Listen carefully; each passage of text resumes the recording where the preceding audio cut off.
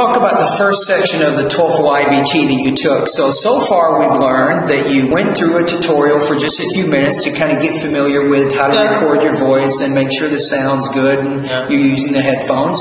Okay, let's talk about the reading.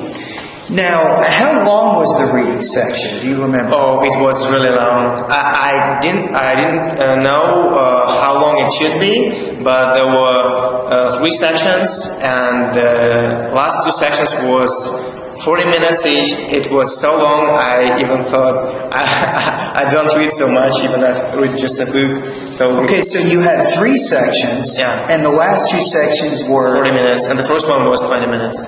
So you had 20, 20, 20 or 20, no, 40, 20, 40, 40. Wow, so you had the long form. Yeah, probably. So he had 100 minutes. So he actually took the long form of the reading section. So, okay, during the test, as you're doing the reading, I think a lot of the people watching this video are probably interested in what you think works or doesn't work when you're doing the reading section. So could you share maybe with the audience some things that you think work well when you're answering reading questions and things that maybe don't work so well when you're answering these questions? Okay, my strategy was to read the first sentence or first paragraph to understand the topic, then look through the first maybe 5 questions and realize, can I answer these questions not reading the whole passage? Okay. And so I used this strategy, but now I think that's best way is to read the whole passage, and then you really can answer some questions pretty quickly, and you can spend more time finding answers for other questions like what this word mean in this context, and probably it is better to read the whole passage, but I've never tried it. I don't know, maybe it takes so much time, so my strategy works better. I don't know.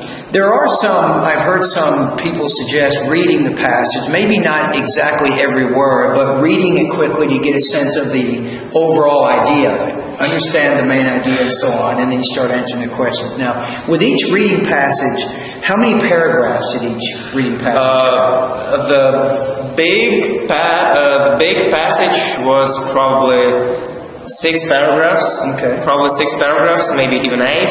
It was really big. You can scroll down, and it was probably 2.5 screens, so pretty big.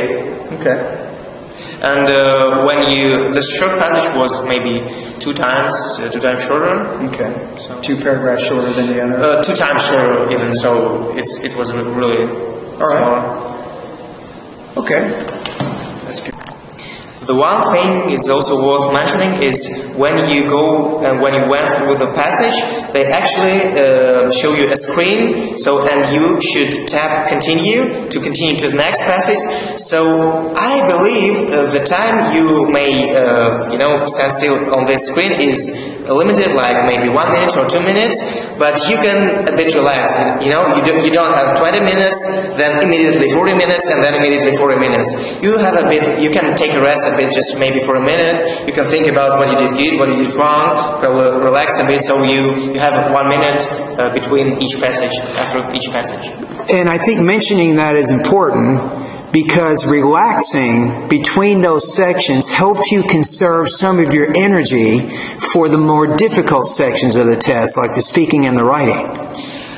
Probably it helps, but I think that it helps more when we talk about the break between, not the break, but big pause between, not sections, but between passages in the reading section.